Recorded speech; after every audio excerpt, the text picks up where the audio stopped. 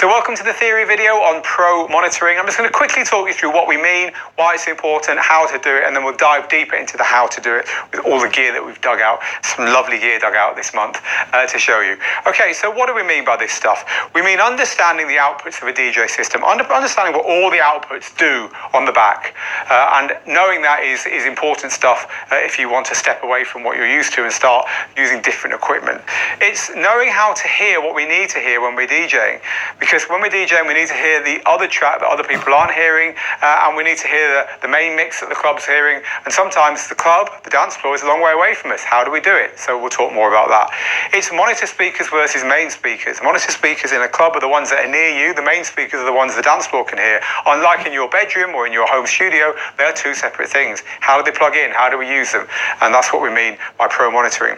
It's about recording or outputting to streaming services effectively. You want to stream your set, you want to record your set, how do you do it? We'll show you how you plug in and how you make sure that stays nice and level. And it's about using headphones and monitor speakers interchangeably. Sometimes you're going to want to use one over the other, and there's reasons for that. So again, we'll talk about how to do that. So why is it important? Well, hopefully some of these reasons are becoming pretty obvious. It's an often overlooked and quite geeky part of being a DJ, but you're expected to know this stuff. You're going to look a bit stupid if you don't. So we have to make sure that you know this stuff if you want to kind of keep your head high in a pro DJ booth. It's about understanding the properties of all the outputs and how that makes your gear more flexible. So when you don't have the right lead for whatever reason, there's RCAs, there's jacks, there's XLRs. You might not have the right lead. You might be asked to get something working and use the leads that are around. What can you plug into? What can't you plug into? What are the rules? So it's about that. It can let you alter the volume in an event up and down. So there's no one in the venue, so your volume's low. The venue's really full an hour later, 2 hours later, the volume is a lot higher. It lets you make those alterations without, for instance, your recording or your live stream having an equal change in volume, which is utterly unnecessary and can absolutely ruin one of those things. So how do we set it up? It's about that. So it's important to know so you can do that kind of thing. Knowing this stuff can save you in a less than ideal DJ booth. Some DJ booths, much as we'd love everything to be perfect out there, it really isn't. Sometimes you just can't hear what's going on. Sometimes there are no monitor speakers, or they're broken, or you don't have any control over the volume that's going on around you. How do you deal with it? So pro monitoring is about knowing how to deal with those situations. And it can let you practice DJing when there's no speakers available at all. So again, knowing how to effectively set up your gear means that you could practice your mixing on a plane or when everyone else in your house is asleep. So again, pro monitoring stuff is what allows us to do that, and I want to reveal it to you today. So this is what we're going to be covering in the next video. We're going to be covering the main output. All DJ gear has a main output. We're going to be looking at how you can use more than one main output. So, for instance, if you haven't got a booth monitor or a record monitor, how to use your multiple outputs to kind of approximate those things. So we'll be talking all about main outputs.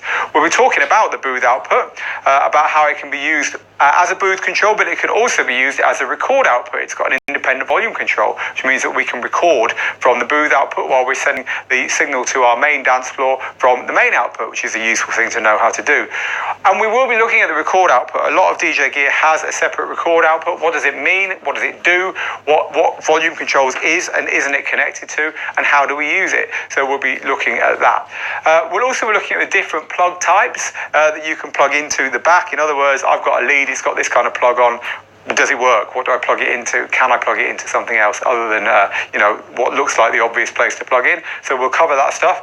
And we'll also cover mono split versus stereo. So this is a headphone function, and this lets you monitor when there is no monitor speaker.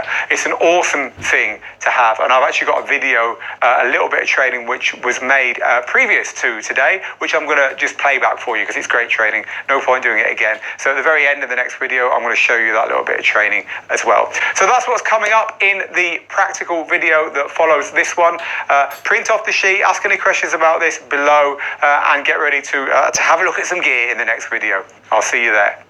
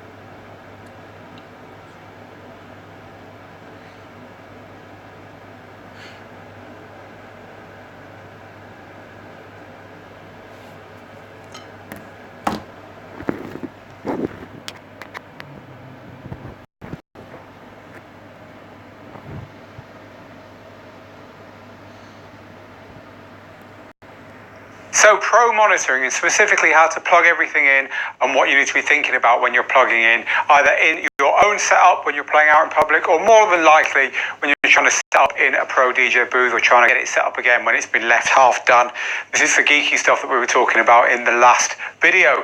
Okay, we're going to talk about main outputs, booth outputs, record outputs, different types of leads, and we're going to end off with that little video about how to use headphones to replace a monitor speaker in order to mix properly when you haven't got a good monitor speaker there.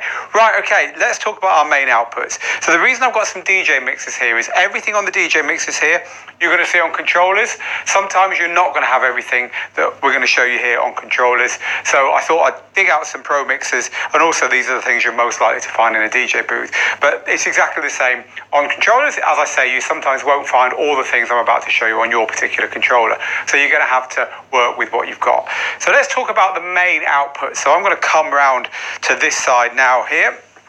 And this is a Pioneer DJM 900 Nexus mixer, and this is the one that I'm going to talk about most of this stuff on. I'm going to bring in a couple of the other mixers as we go through, but this is the one I want to primarily concentrate on as we go through this stuff.